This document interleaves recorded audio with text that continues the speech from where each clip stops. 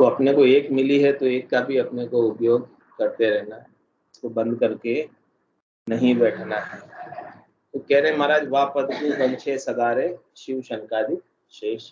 ऐसे पद को शिव जी, शंकादिक ऋषि और शेष जी महाराज भी वंचना करते हैं, इसकी इच्छा करते हैं, चाहते हैं कि हमें भी ऐसा पद, तोता पद प्राप्त हो जाए, ताकि हमको भी हमारे कार्यों से विश्राम मिले, हम भी परम विश्राम में, परम आनंद में हमेशा हमेशा के लिए रहना चाहते हैं, वहीं अवस्थित होना चाहते हैं, ऐसी इच्छा वो करते हैं। और कह रहे महाराज, या युग में थिर कछु नहीं रे सुख दुख बारंबार। इस संसार के अंदर सब कुछ परिवर्तनशील, सब कुछ बदलता हुआ अपने को दिखता है, दिखाई रहा है बदलता हुआ। ये शरीर भी जैसा कल था वैसा आज नहीं, आज है वैसा कल नहीं रहे, प्रतिपल प्रतिक्षण बदल रहा है। बचपन में जैसे आपका शरीर था वैसा आज है क्या? कितने दौड़ लेते थे, भाग लेते थे, कितना काम कर लेते थे बचपन में, आज कर सकते हो? नहीं कर सकते। और कल क्या होगा? ऐसे ये परिवर्तनशील है पूरा संसार, पूरा जग, पूरा शरीर, हर चीज यहाँ पर बदल रही है, यहाँ पर स्थिर कुछ भी नहीं है। इस संसार में अपन सुख प्राप्ति के जितने भी उपाय करते हैं और उनसे मिलने वाला सुख भी स्थिर नहीं, वो भी क्षणिक है, नाशवान है, थोड़ी देर का है, मृग जल के समान है, मृग तृष्णा है। उस मृग तृष्णा के वशीभूत होकर हम सारे कर्म करते हैं और कर्मों का फल पाप और पुण्य के रूप में भोगते हैं, दुख और सुख पाते हैं। तो कह रहे यहाँ सुख और दुख का ताता सिलसिला चलता ही रहता बारंबार, ये कभी खत्म ही नहीं होता, आगे से आगे बढ़ता ही जाता है। जितना कर्म करेंगे, जितनी करनी करेंगे, जितना उपाय करेंगे, जितना प्रयास करेंगे, उतना और अधिक बढ़ जाएगा। इस प्रकार से दलदल के समान, कोई दलदल के अंदर फंस जाए, बाहर निकलने का प्रयास करे, जितने पाँवों को हाथ पाँव हिलाए उतना और अंदर धंसता जाता है, निकल नहीं पाता, जब तक कि कोई दूसरा आके रस्सी डाल के उसे निकाल नहीं ले, तब तक वो धंसता जाता है। सदगुरु संत केवली भगवंत अपने को रस्सी डालकर निकाल, बाहर निकाल रहे हैं, अपन इस संसार रूपी दलदल के अंदर फंसे हुए। तो कह रहे महाराज, क्यों इस दलदल से सुख लेने की इच्छा रखते हैं, जो कि कभी स्थिर नहीं है, कभी मिलने वाला नहीं है। कितना ही प्रयास करो, कितने ही जन्मों से अपन सुख भोग रहे हैं, लेकिन आज दिनों तक इन सुखों से तृप्ति हुई क्या? तो या युग में थिर कछु नहीं रे सुख दुख बारंबार। सुख का अंत दुख में होता है और दुख का अंत सुख में होता है, यानी एक सिक्के के दोनों पहलू हैं, यानी दोनों साथ में ही है। अकेला चाहते तो सब सुख है, कौन चाहता है कि दुख आए? कौन चाहता है शरीर में रोग आए? कौन चाहता है बुढ़ापा आए? लेकिन सब चीजें नहीं चाहते हुए भी आ ही जाती है। तो कह रहे महाराज, यहाँ पर सुख के साथ दुख है और वो बारंबार है, लगातार है, आते जाते रहते हैं, स्थिरता यहाँ पर कुछ भी नहीं है। ये अपने लिए कह रहे हैं बात, लेकिन महाराज कह रहे हैं ब्रह्मा विष्णु महेश सारा फिर ले अवतार। जो बड़े देवता है कि ब्रह्मा विष्णु महादेव, वो भी बार बार जब सृष्टि की रचना होती है तब अवतरित होते हैं और वापस अपने धाम में चले जाते हैं। तो इस प्रकार से उनको भी बार बार अवतार लेना पड़ता है और बार बार जाना पड़ता है। ये बाध्यता उनके ऊपर भी लागू होती है, क्योंकि वो भी 3 लोक 14 भवनों में ही रह रहे हैं। जो भी 3 लोक 14 भवन में रह रहे हैं वो सब काल के अंतर्गत है, काल से ऊपर नहीं है। काल यहाँ पर सबसे ऊपर। ब्रह्मा रच्यो गणन को, विष्णु करण प्रतिपाल, शिव रच्यो संहार को, इंद्र वर्षण मेघमाल, पाप पुण्य का न्याय को, सिरजो है धर्मराज, संत सिरजा सुखराम के जीव उदाहरण। कह रहे महाराज, संतों का सृजन जीवों के उद्धार के लिए हुआ है और बाकी परमात्मा ने सबको अपना अपना काम सौंप कर भेजा है। ब्रह्मा जी को रचना करने के लिए, विष्णु जी को प्रतिपाल करने के लिए, शिव जी को संहार करने के लिए, देवताओं के राजा इंद्र को बारिश करने के लिए, और धर्मराय की नियुक्ति सबके पाप पुण्यों के हिसाब किताब के लिए, लेखा जोखा रखने के लिए, भुगताने के लिए की। लेकिन संतों को जो नित्य अवतार धरकर धराधाम पर भेजते हैं, वो सब अपने जैसे जीवों के कल्याण के लिए, उद्धार के लिए भेजते हैं। तो अपने को डिसाइड करना है कि अपने को किन के फॉलोवर बनना है। किनके फॉलोअर बनने से, किनके ज्ञान को धारण करने से अपनी आत्मा का कल्याण हो सकता है, वो अपने को निश्चय करना है, बुद्धि के ऊपर समझ विकसित करनी है। कह रहे सुरनर सब सांसे पड़ियारे जमरो मांडियो जाल। ये जमराज का जो जाल है कहाँ तक फैला हुआ है? कह रहे महाराज पूरी त्रिलोकी इस जाल के अंदर बंधी हुई है, इस जाल के अंदर गुथी हुई है। धर्मराय ने इतना दूर तक जाल फेंका हुआ अपना, और जितने भी जीव हैं वो सब इस जाल में फंसे हुए हैं, निकल नहीं पाते, विवश हैं, चाहते हुए भी बाहर नहीं आ सकते। चाहे भले वो मनुष्य हो, थलचर, नभचर, जलचर, सभी प्रकार के प्राणी आ गए, 84 लाख प्रकार के जीवाजून, सब इसी के अंतर्गत है, सब इस जाल में है, सब इस जेल में है जम के। तो सुर नर सब सांसे पड़िया रहे, सबके ये सांसा है। सांसा मतलब दुख है, मनुष्यों की नहीं है, देवताओं के भी, क्योंकि देवताओं को भी निश्चित समय तक स्वर्ग में रखा जाता है। कब तक रखते हैं स्वर्ग में? जब तक उनके खाते में संचित पुण्य है। जैसे जैसे वो सुखों का भोग करते हैं, वैसे वैसे उनके पुण्य खुटते जाते हैं। सुखों का भोग करने से पुण्य क्षीण होते हैं, और दुखों का भोग करने से पाप क्षीण होते हैं। पाप है वो दुख के रूप में अपने पास आते हैं, और अपन दुखों का भोग करते हैं तो पाप खत्म होते हैं। और क्या पाप कटे पड़े, ऐसा ही होता है। दुख आया चला गया, फिर पाप कटे। पाप ही तो कटता है दुख के भोग से, कटता है ना, कम होता है। जैसे सुख के भोग से पुण्य खत्म होते हैं, वैसे दुख के भोग से पाप खत्म होते हैं। मतलब जो था वो तो भोगने से खत्म, आगे नए बनते हैं। नए भी तो बन रहे ना, आज भी तो बन रहे नए, रोज बन रहे।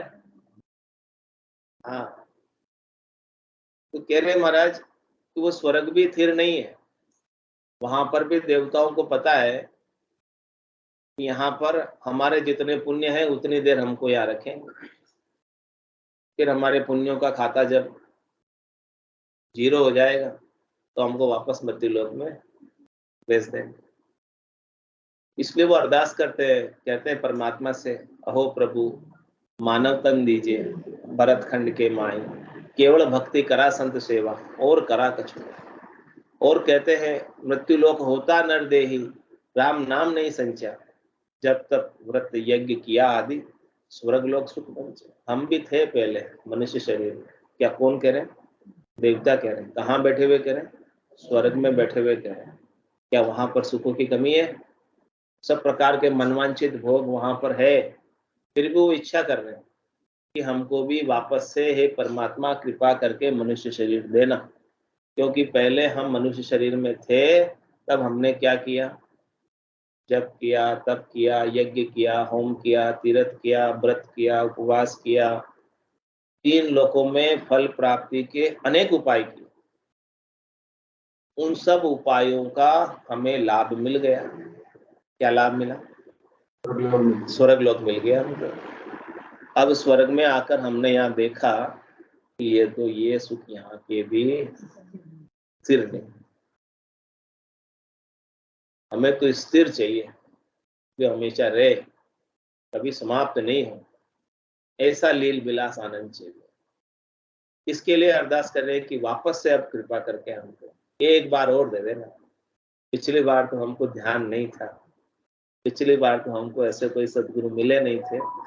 हाँ, चूक गए, उन्होंने बताया नहीं हमें, तो जो सब लोग कर रहे थे वही हमने किया। सभी लोग यही तो करते हैं। तो कहते मरने के बाद कहा जाता है स्वर्ग में। ये स्वर्ग तक का ज्ञान सबको है, वहां तक की प्राप्ति का ज्ञान सबको है, अपवर्ग का ज्ञान किसको है? ऊपर के लोगों का ज्ञान नहीं, वहां तक का ज्ञान तो है। उससे ज्यादा किसी को पूछोगे तो बोले बैकुंठ तक का भी ज्ञान है लोगों को, तो बैकुंठ चले जाते। लेकिन महाराज कह रहे बैकुंठ भी स्थिर नहीं है। वहां पर 4 प्रकार की मुक्ति होती है, सायुज्य, सामीप्य, सारूप्य, सानिध्य। फिर वहां भी निश्चित समय तक रखा जाता है और फिर वहां से भी वापस आना पड़ता है। मेरे सृष्टिकर्ता परमात्मा जहाँ से जीव आया वहां तक चला जाए कर्ता की भक्ति करके, तो कह रहे वहां से भी आने की रीत है, उससे आगे जाए अकर्ता पद में, केवल पद आनंद पद में, वहां से आने की रीत है। महाराज वहीं ले जाने का अपने को आह्वान कर रहे, चालो नीरे हंसा अपने राम जना रे। वो अपना राम जनों का देश है, वहां चलना है। नहीं तो सुरनर सब सांसे पड़ियो रे, जवरो मांडियो जाड़। जाड़ में सब जीव फंसे हुए हैं, इस जाड़ से निकलना है। कह रहे महाराज कौन कौन फंसे हुए हैं?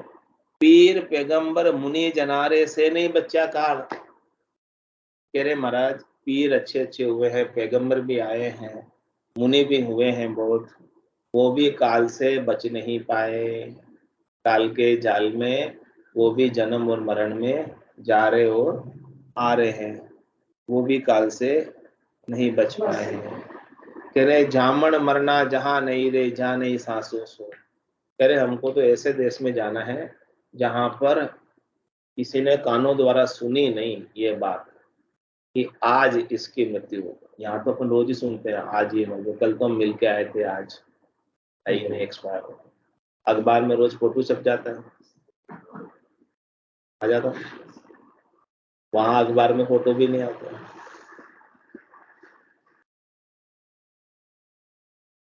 तो वहां पर कोई सासा भी नहीं है, शोक भी नहीं है, दुख भी नहीं है, त्रास भी नहीं है। हमको तो ऐसा देश चाहिए जहाँ पर जन्म भी नहीं और मृत्यु भी नहीं है। जन्मने में भी दुख है, गर्भवास का दुख सहन करना पड़ता तब जन्म होता है, और मृत्यु में भी दुख है, रोग शोक व्याधि आती फिर मृत्यु आती, दोनों तरफ दुख है। तो कह रहे हैं अपने को तो दोनों ही दुखों से मुक्त होना। जामन मरना जहां नहीं रे, जहां नहीं सांसा सो। जहां पर कोई सांसा नहीं, कोई शोक नहीं, कोई दुख नहीं, कोई त्रास नहीं, जहाँ जन्म नहीं मृत्यु नहीं। और क्या करे, मोह माया व्यापे नहीं, वहां पर मोह भी नहीं। मोह अपने को इस संसार में हो जाता है, किससे हो जाता है मोह? जो अपने को संसार में सुख प्रदान कर रहा है उसके प्रति अपन मोह आसक्त हो जाता है, मोहित हो जाता है कि इनसे हमको सुख मिल रहा है।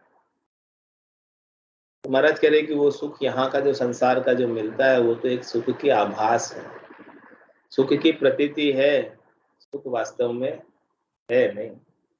मिलता है सच्चा सुख केवल भगवान तुम्हारे चरण, ये विनती है पल पल छिन छिन, रहे ध्यान तुम्हारे चरण। जो सुख चाहे तू सदा, शरण राम की ले, के नानक मेरे मना, ये दुर्लभ मानुष।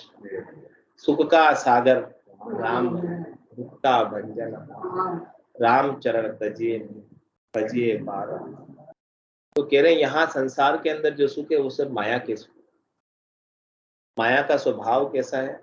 वो दिखती तो है, प्रतीत तो होती है, लेकिन वास्तव में होती नहीं, इसीलिए उसे माया कहते हैं। कोई जादूगर मायावी होते हैं, अनेक प्रकार की माया दिखाकर, जादू दिखाकर कुछ का कुछ बना देते हैं, लेकिन वास्तव में थोड़ी होता है। वास्तव में होता होता तो वो जादू ही क्यों दिखाते, खुद ही सोना बना लेते। तो लोगों को दिखाते हैं, चमत्कार दिखाते हैं, सोना बना के दिखा देते हैं और पैसे इकट्ठे करते हैं। तो ऐसे ही प्रकार से महाराज कह रहे हैं कि यहाँ सारी जो माया है, मोह है माया से हमें सुख लेने का, लेकिन कह रहे वहां पर ये चीजें नहीं है, न वहां पर माया है और न वहां पर मोह है। तो मोह माया व्यापे नहीं, जो उस देश में पहुंच गया उसे मोह माया नहीं व्यापती है। और उस देश में जीते जी पहुंचते, मरने के बाद नहीं पहुंचते। जाना हो तो जीते जी जाना, इसी देह से जाना, इसी देह को दिव्य करके जाना। निजनाम सतनाम कुदरत कला नेचर जो दिव्य है, ये उससे ये काया दिव्य हो जाती है। ऐसी सत काया संत काया जब आत्मा धारण करती है तभी उस देश में जा पाती है। मोह माया व्यापक, तो निज नाम ही मोह माया से अपने को अलग करता है। और कह रहे महाराज सतगुरा जी रो लोक, वो लोक किसका है? सतगुरु का लोक, गुरुपद देश, संतों का देश। वहां सब संत ही विराजे हैं। ऐसा बैरागी का देश है, यहाँ पर कोई राग नहीं है, किसी से कोई द्वेष नहीं है, ना वस्तु अपनी है ना पराई है, जो चाहो सो ले ले जाए। वहां पर जो चाहो जो वस्तु आप ले जाओ। यहाँ पर तो किसी दूसरे की वस्तु ले ली तो लड़ाई हो जाती है, झगड़ा हो जाता है। लेकिन वहां पर ऐसा नहीं, जो जिसको जितने चाहे उतनी ले जाए। वहां पर न अपनी न चीज पराई, कोई अपनी पराई चीज है नहीं वहां पर। सब वहां पर समान है, सब वहां पर इक्वल है। हाँ इक्वल है, सब वहां पर एक जैसे हैं। तो महाराज कह रहे अपने को भी उस देश में जाना है। बोलो राम सतगुरुदेव जी महाराज धन्य हो परम दयाल सतगुरु सुखराम जी महाराज धन्य हो। आनंद श्री सतगुरु सुखराम जी महाराज के ज्ञान सत्संग भगवान धन्य हो।